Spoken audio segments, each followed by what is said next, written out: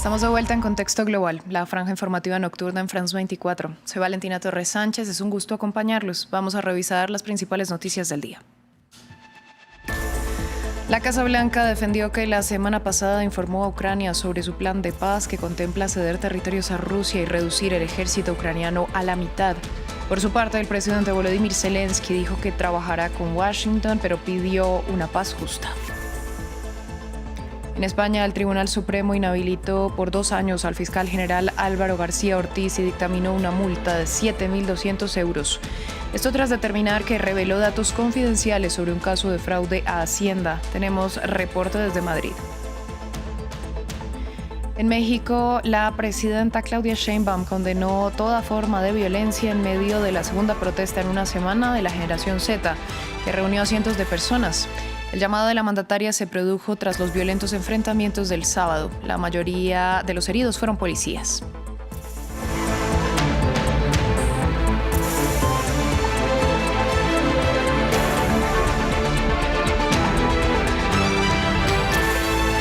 Comenzamos hablando de la guerra en Ucrania porque Washington entregó este jueves una propuesta de cese el fuego a Kiev, una iniciativa que aparentemente se trazó entre Estados Unidos y Rusia y que obliga a Ucrania a ceder territorio.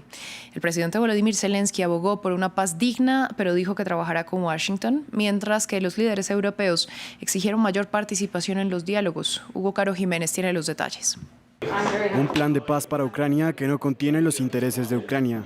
Este jueves, Kiev recibió el nuevo esquema de paz negociado entre la Casa Blanca y el Kremlin para poner fin a la guerra en suelo ucraniano. Una propuesta que no contó con una valoración inmediata del presidente ucraniano, Volodymyr Zelensky, quien se reunió con el secretario del ejército estadounidense.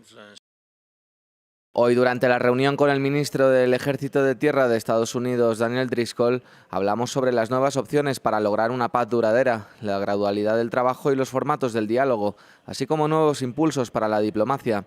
La paz es necesaria y valoramos los esfuerzos del presidente Trump y su equipo para devolver la seguridad a Europa.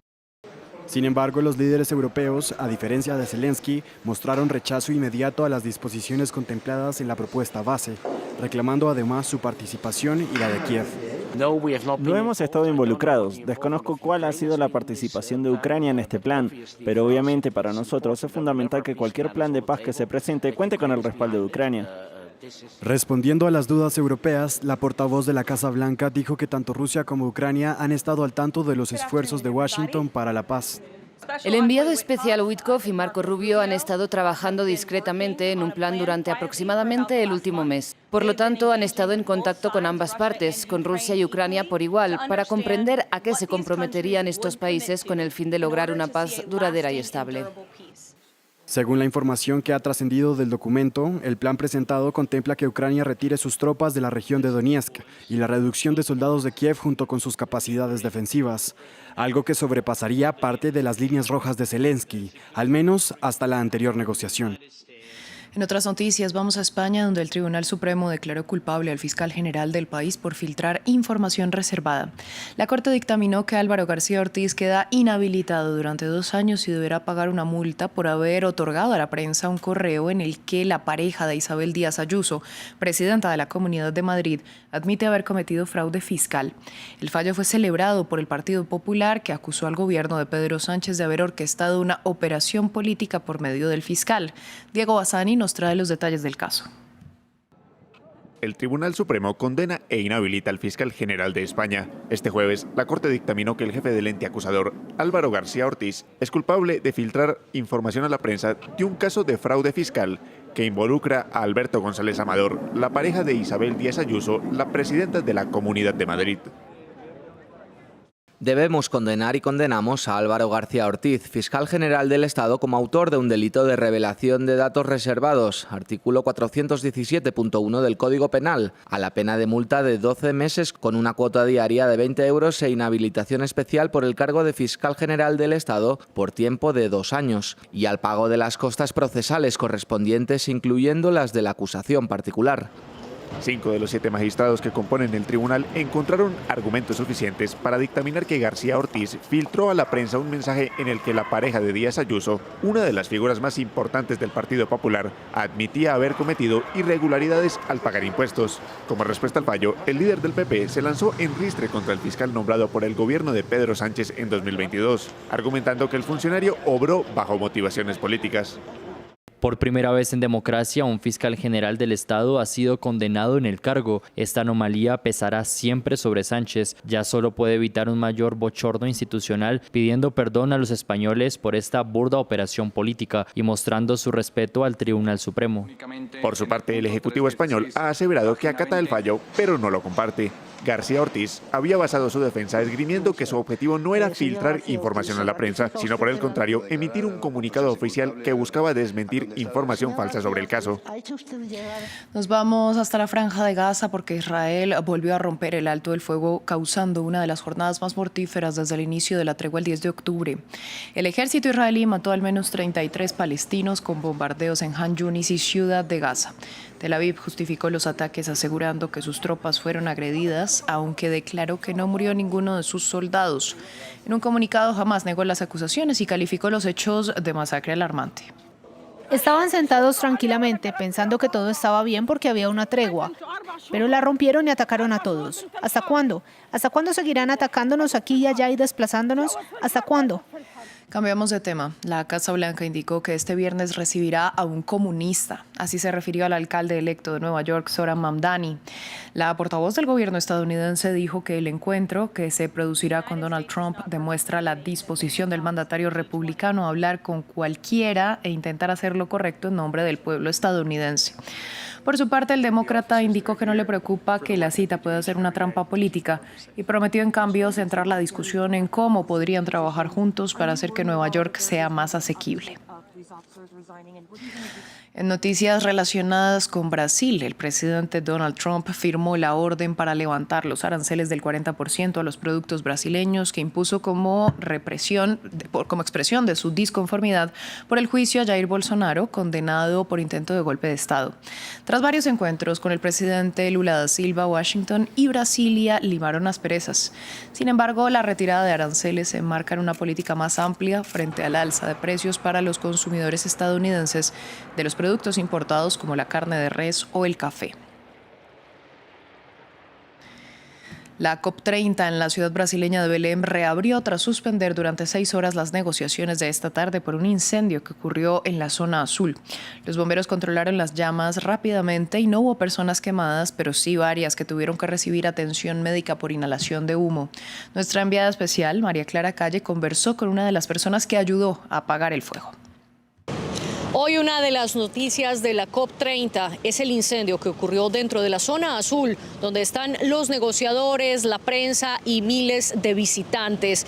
La información oficial es que 13 personas inhalaron humo y están siendo atendidas y que la conflagración duró un total de 6 minutos. Todavía la causa exacta es desconocida. Una de las personas que inhaló humo y está siendo atendida hace parte del equipo de Samuel Rubín, el cofundador del pabellón de entretenimiento y cultura en la zona azul en la COP30. De hecho, Samuel, fuiste una de las personas que tomó un extinguidor para intentar apagar las llamas. ¿Qué fue concretamente lo que ocurrió? Bueno, muchas gracias. Ha sido un día de shock. Muy rápidamente vimos cómo el fuego se extendía en las lonas de la zona azul cercanas al pabellón de entretenimiento y cultura. De manera instantánea el fuego empezó a tomar una altura monumental y yo mismo y otras personas que estaban cerca cogimos extintores, empezamos a intentar apagar el fuego. Claramente no teníamos los recursos necesarios, hay que tener en cuenta que no había instalación de aspersores de agua o alarmas de fuego, entonces la logística es bastante precaria en este sentido. Pero rápidamente la gente evacuó, el humo empezó a extenderse por la zona cercana. Yo creo que por eso las razones que estuvieron impactadas fue por inhalación de humo y mi principal preocupación eran los trabajadores que estaban ahí, que no tenían el material ni la infraestructura necesaria para poder abordar este tipo de emergencia, ¿no? Y bueno, esto nos estabas contando antes, ocurrió en el pabellón de África del Este, a 2 pabellones de donde ustedes estaban. Y además hay que añadir que Simon Stiell, el secretario ejecutivo de la Convención de Crisis Climática de la ONU de Cambio Climático, le había lanzado ya al gobierno de Brasil una dura carta el pasado 12 de noviembre, donde advertía de quejas que había recibido por las instalaciones. Por ejemplo, que los aires acondicionados no funcionaban de manera correcta, que había muchas altas temperaturas dentro de los espacios de negociación y problemas en los baños. Desde el 12 de noviembre le pidió que se hicieran cargo de estos problemas logísticos. Pero la pregunta que te quiero hacer, Samuel, es si estos problemas logísticos, ahora este incendio, no desvían la atención de las negociaciones y en qué quedan entonces estas negociaciones a menos de 24 horas de que se cumpla esa fecha final oficial para acabar los diálogos. Efectivamente, yo creo que estos problemas que han puesto en peligro la integridad física de los participantes ahora están desviando la atención de las negociaciones que están en un punto crítico. En esta COP30 se están tratando temas relacionados con adaptación, con la ruta que vamos a tomar para marchar atrás de los combustibles fósiles. También estamos intentando que se reconozca el papel fundamental que tiene la cultura en la acción climática. Todos estos temas están ya muy por detrás de lo que son las expectaciones de los negociadores y creo que ahora las próximas 24 horas serán aún más complicadas, pero es súper necesario que podamos poner el foco de nuevo en cuál es el resultado final de la COP, que espero que en este sentido retome un poco la credibilidad que ahora mismo carece de los textos de negociación, que necesitan tener hoja de ruta concreta y clara, sobre todo también en temas de acción climática cultural, que queremos que en la COP30 se reconozca el papel fundamental que tiene cultura, sobre todo en temas de adaptación, mitigación, comunicación, etc. Samuel, gracias por contarnos lo que viviste y esperando que la persona de tu equipo se mejore. Gracias. Y ustedes sigan con más en Estudio.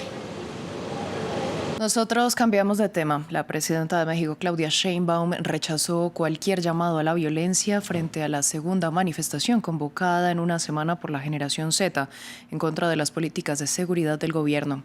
Cientos de personas denunciaron este jueves que el Ejecutivo Federal encubre el crimen organizado, unas acusaciones que la mandataria calificó de calumnias, mientras en las movilizaciones del pasado sábado los enfrentamientos entre manifestantes y policías causaron al menos 100 heridos.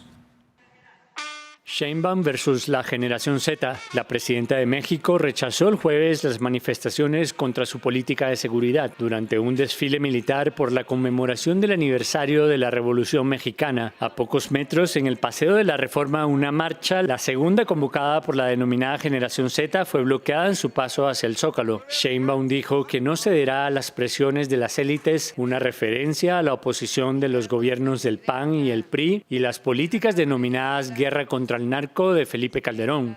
El que convoca a la violencia se equivoca. El que alienta al odio se equivoca. El que cree que la fuerza sustituye a la justicia se equivoca. El que convoca una intervención extranjera se equivoca. Saben que no nos vamos a someter a los intereses de quienes antes ostentaban el poder o gozaban de privilegios, ni a ningún gobierno o interés extranjero. Saben que no seremos figuras decorativas. Según el diario El País, figuras del movimiento de extrema derecha MAGA como Steve Bannon, Alex Jones y el propio Donald Trump usan estas protestas para alentar una intervención militar en México. Este jueves, la secretaria de prensa de la Casa Blanca, Karoline Leavitt, dijo que Trump no descarta tomar medidas adicionales contra los carteles. El presidente está muy interesado en tomar medidas adicionales contra los carteles de la droga. Ha sido claro sobre esto, lo ha dicho, y es una promesa que se le hizo al pueblo estadounidense. El alcalde de Uruapan, Carlos Manzo, lideró una cruzada contra el crimen organizado y su asesinato ha provocado masivas protestas en México y hasta propició un plan de seguridad para Michoacán. El gobierno anunció el miércoles el arresto del presunto autor intelectual del crimen, al que vinculó con el cartel Jalisco Nueva Generación. Fin del informativo. Gracias por su sintonía.